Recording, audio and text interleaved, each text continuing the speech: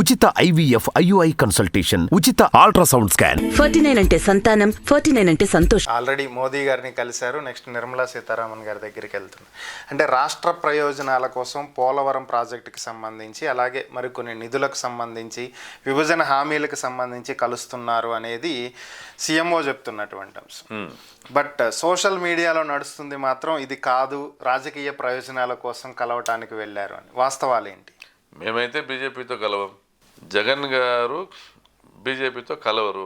ఇది మోడీ గారికి తెలుసు, బాబు గారికి తెలుసు, జనానికి తెలుసు. మరి ఇంకా వేరే ఏముంటుంది మాకు బీజేపీకి, మాకు నరేంద్ర మోడీకి రాజకీయాల గురించి మాట్లాడడానికి ఏముంటుంది? వారి పొత్తులు, వారి పార్టీలు, వాళ్ళ ఇష్టం. మా రాష్ట్ర ప్రయోజనాలు మా అవసరం, నరేంద్ర మోడీ గారిని కలవడం మా అవసరం.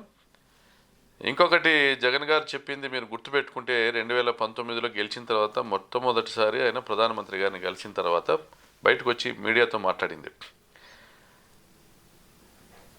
మోడీ గారికి 200కి మించకుండా సీట్లు వచ్చి ఉంటే ప్రత్యేక హోదా వచ్చి ఉండేదని.